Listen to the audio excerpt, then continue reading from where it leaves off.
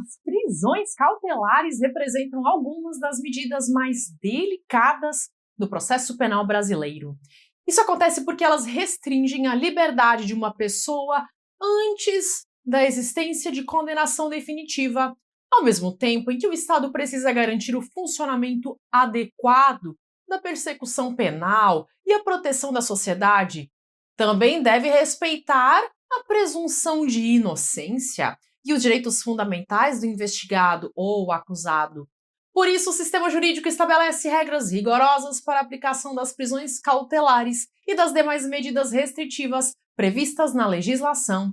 Neste vídeo eu vou explicar como funcionam a prisão preventiva, a prisão temporária, a liberdade provisória e as medidas cautelares diversas da prisão. Eu sou Cíntia Brunelli e eu te convido a se inscrever no canal, porque eu estou perseguindo a meta de atingir 1 milhão de inscritos ainda este ano. E a sua inscrição é uma parte importante desse projeto. Vamos lá! O processo penal brasileiro parte da ideia de que a liberdade é a regra. A prisão cautelar constitui uma medida excepcional, utilizada apenas quando existirem fundamentos concretos previstos em lei. Isso significa que ninguém deve permanecer preso preventivamente apenas porque está sendo investigado ou processado. A restrição antecipada da liberdade exige justificativa compatível com os princípios constitucionais. As medidas cautelares possuem natureza instrumental. Elas não servem para antecipar punição, mas sim para proteger o desenvolvimento da persecução penal ou evitar riscos relevantes à sociedade. Imagine que Tício esteja sendo investigado por crime grave e existam fortes indícios de que ele pretende fugir do país para evitar a aplicação da lei penal. Nesse cenário, poderá surgir a necessidade de adoção de medida cautelar adequada. Outro exemplo ocorre quando o investigado ameaça testemunhas ou destrói provas importantes para o processo. Nessas hipóteses, o Estado pode precisar intervir cautelarmente para preservar a regularidade da persecução penal. A prisão preventiva é a principal prisão cautelar prevista no processo penal brasileiro. Ela pode ser decretada durante a investigação ou durante o processo judicial, desde que presentes os requisitos legais. A prisão preventiva exige 2 grupos principais de requisitos. O primeiro envolve prova da existência do crime e indícios suficientes de autoria. O segundo grupo corresponde aos fundamentos cautelares previstos na legislação. Entre esses fundamentos aparece, por exemplo, a garantia da ordem pública. Esse conceito costuma gerar bastante discussão porque possui uma certa amplitude interpretativa. Em geral, a ordem pública relaciona-se à necessidade de evitar riscos concretos decorrentes da liberdade do investigado ou acusado. Imagine que Semprônio integre uma organização criminosa armada e continue praticando delitos graves, mesmo após a instauração da persecução penal. Nesse contexto, a prisão preventiva pode ser fundamentada na necessidade da proteção da ordem pública. Outro fundamento importante é a conveniência da instrução criminal. A prisão pode ser utilizada para impedir interferências indevidas na produção das provas. Vamos supor que Mévio esteja ameaçando testemunhas para alterar depoimentos ou ocultar elementos probatórios relevantes. Nesse caso, poderá existir necessidade cautelar relacionada à proteção da instrução processual. Também existe a garantia da aplicação da lei penal. Esse fundamento aparece quando existem elementos concretos indicando risco de fuga ou ocultação do acusado para evitar eventual responsabilização criminal. A prisão preventiva exige decisão judicial fundamentada. O magistrado precisa demonstrar concretamente a presença dos requisitos legais. Não bastam argumentos genéricos ou abstratos sobre a gravidade do crime. Imagine uma decisão afirmando apenas que o delito é grave, sem indicar fatos concretos relacionados ao caso específico. Esse tipo de fundamentação costuma ser considerado insuficiente. Outro ponto importante é que a prisão preventiva não possui prazo fixo determinado na legislação. Contudo, ela não pode se prolongar indefinidamente sem justificativa razoável. O excesso de duração da prisão cautelar pode gerar ilegalidade, especialmente quando houver demora injustificada na tramitação processual. Também merece atenção o princípio da contemporaneidade. Os fundamentos da prisão precisam guardar relação atual com a situação concreta. Não é suficiente utilizar fatos antigos, completamente desconectados da realidade presente do processo. Agora vamos falar sobre a prisão temporária. A prisão temporária possui natureza diferente da prisão preventiva. A prisão temporária é disciplinada por legislação específica e normalmente é utilizada durante a fase investigativa. O seu objetivo principal é auxiliar as investigações relacionadas a crimes determinados previstos em lei. A prisão temporária depende de requisitos específicos, como necessidade para investigação criminal e existência de indícios relevantes de autoria relacionados aos delitos previstos legalmente.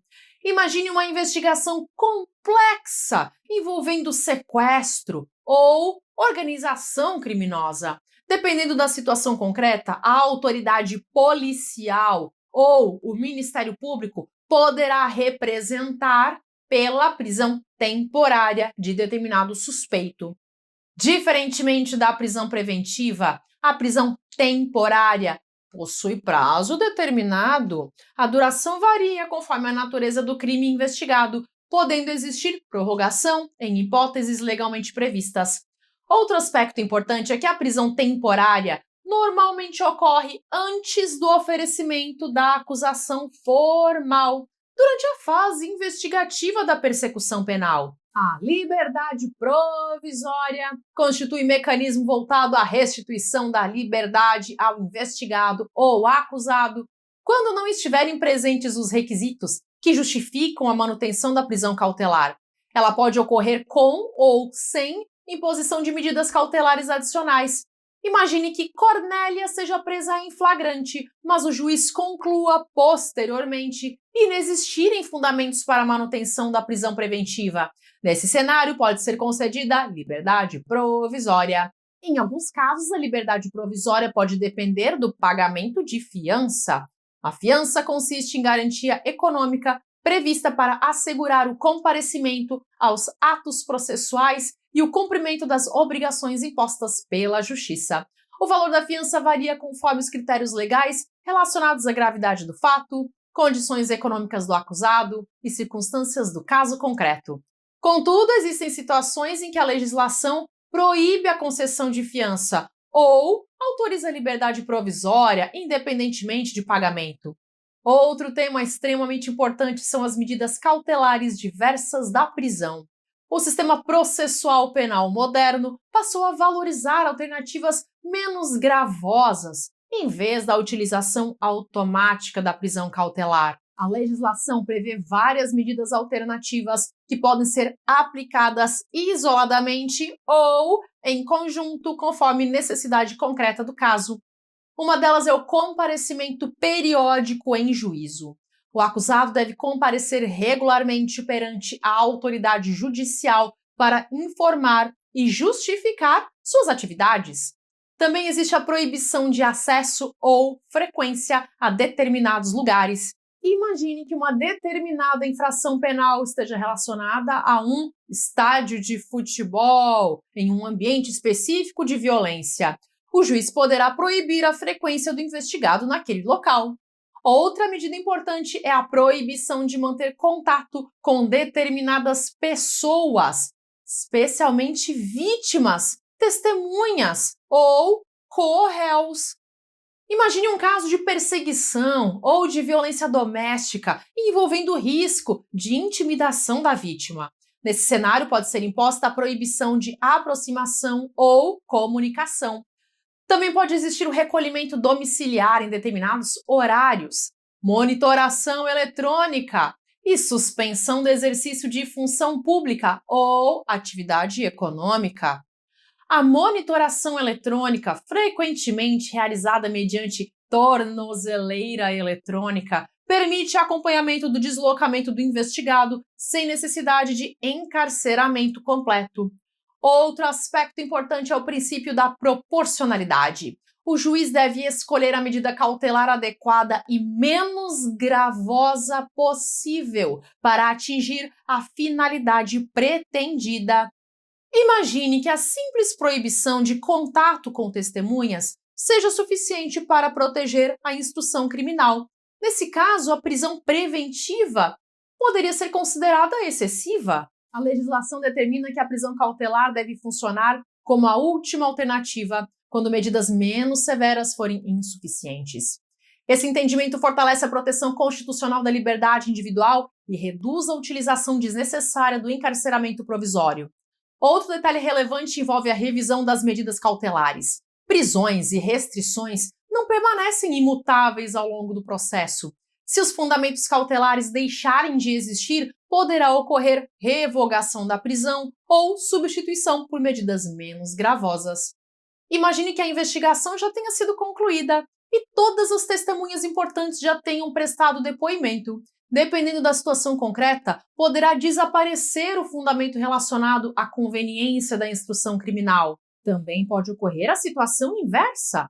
Medidas que eram inicialmente leves podem se tornar insuficientes diante de novos comportamentos do acusado. Imagine que Mévio descumpra reiteradamente a proibição de contato com vítimas e testemunhas. Nesse cenário, o juiz pode substituir as medidas alternativas por prisão preventiva, caso entenda necessário. Outro aspecto importante é a proteção da dignidade da pessoa presa. Mesmo quando houver prisão cautelar legítima, o investigado continua sendo titular de direitos fundamentais. O preso provisório não pode ser submetido a tortura, tratamentos degradantes ou restrições ilegais, incompatíveis com a sua condição jurídica. Além disso, a prisão cautelar não equivale a uma antecipação automática de culpa. A pessoa continua presumidamente inocente até eventual condenação definitiva. Ao estudar prisões e medidas cautelares, você começa a perceber como o processo penal tenta equilibrar segurança pública e proteção das liberdades individuais. O sistema jurídico reconhece que, em algumas situações, restrições cautelares podem ser necessárias para garantir o funcionamento da persecução penal. Contudo, também impõe limites rigorosos para evitar abusos e encarceramentos arbitrários. As medidas cautelares modernas demonstram justamente uma tentativa de reduzir a utilização excessiva da prisão provisória, valorizando alternativas proporcionais e adequadas às necessidades concretas de cada caso. Se você chegou até aqui, deixe o seu comentário com a frase: conhecer o direito transforma vidas. Conhecer o direito transforma vidas. E eu quero aproveitar esse momento para te dizer uma coisa. Se você assistiu a esse vídeo até o final, existe uma grande chance de que você seja uma pessoa que realmente se importa com o próprio futuro. A maioria das pessoas diz que quer mudar de vida, mas poucas param para estudar, aprender e buscar conhecimento. Você está aqui, você dedicou parte do seu tempo para aprender algo novo. Isso já diz muito sobre você. Talvez você esteja começando agora, talvez você esteja estudando há algum tempo, talvez você tenha passado por momentos em que você sentiu que você estava avançando devagar demais. Isso acontece com mais pessoas do que você imagina. O importante é continuar caminhando. Grandes resultados costumam ser construídos por pessoas comuns que simplesmente decidiram não desistir. Então siga em frente, tenha força de vontade, estude um pouco por dia, faça o que estiver ao seu alcance hoje. E se esse conteúdo ajuda você de alguma forma, compartilhe esse vídeo com outras pessoas que também deveriam conhecer o direito. Às vezes, um simples compartilhamento pode ajudar alguém a encontrar um caminho que estava procurando há muito tempo. E agora eu quero dividir com você uma novidade, algo que eu criei pensando em quem deseja aprender o direito para concursos públicos de forma simples, direta e organizada. Ao longo dos últimos anos, eu percebi que muitas pessoas sonham com uma aprovação em concurso, mas acabam encontrando dificuldades logo nas primeiras matérias jurídicas. Elas abrem uma apostila, abrem um livro, ou começam a assistir às aulas de um curso, começam a estudar e se deparam com termos que nunca viram antes. Com o passar do tempo, a confusão aumenta, a motivação diminui e muita gente acaba abandonando os estudos. Foi pensando nisso que eu desenvolvi o Direito Básico para Concursos, que é o meu novo material. É um box com 7 e-books que reúne as 15 matérias mais importantes para concursos públicos. Dentro de cada matéria, eu selecionei os assuntos que mais aparecem nas provas. O objetivo foi criar um material especialmente voltado para iniciantes e também para pessoas que já tentaram estudar o direito para concursos, mas ainda sentem dificuldades. Tudo foi escrito em linguagem simples, com explicações claras e muitos exemplos práticos. Eu procurei explicar os assuntos da mesma forma que eu faço nos meus vídeos, sem complicação, sem excesso de termos técnicos e sem a sensação de que você precisa ter cursado uma faculdade de direito para conseguir acompanhar o conteúdo. Além dos 7 e-books, você também recebe o curso Aprovação Acelerada como bônus. Nesse curso eu compartilho os principais pontos que todo concurseiro precisa entender para evoluir mais rápido nos estudos. Você vai aprender como criar uma rotina de estudos que funciona, como estudar com mais foco, como memorizar melhor os conteúdos, como estudar leis e códigos, como definir um caminho mais adequado para os seus objetivos, como desenvolver a mentalidade de quem passa e quais técnicas ajudam a aprender mais rápido. Tudo isso foi pensado para complementar os e-books e ajudar você a aproveitar melhor cada hora dedicada aos estudos. São 7 aulas. Então, entrando no Direito Básico para Concursos, você recebe 7 e-books com as 15 matérias que mais caem em concursos e também 7 aulas de como estudar para concursos. Nesse momento, talvez você esteja pensando que você ainda não sabe quase nada de direito. Se for esse o seu caso, saiba que esse material foi criado justamente para pessoas como você. Talvez você já tenha começado a estudar e tenha se sentido perdido em meio a tantos conteúdos. Nesse caso, o material pode ajudar bastante. Afinal, quando a base fica mais sólida, todo o restante do aprendizado tende a se tornar mais fácil. E para que você possa conhecer o conteúdo com tranquilidade, a compra possui garantia de 7 dias. Você pode entrar, você pode baixar os 7 e-books, você pode ler tudo que você quiser e aí você decide se você vai continuar ou não. Aí você pode analisar o material com calma e verificar se ele realmente faz sentido para os seus objetivos. Se você quiser conhecer o Direito Básico para Concursos, o link está disponível na descrição desse vídeo. Agora, eu quero também deixar uma mensagem importante. Não importa qual caminho você escolha, o mais importante é você continuar estudando. O Direito Básico para Concursos, esse novo material que eu criei, ele é a forma mais rápida que eu encontrei para organizar esse aprendizado e acelerar a construção da sua base jurídica. Mas você pode também continuar aprendendo através dos conteúdos gratuitos aqui do canal.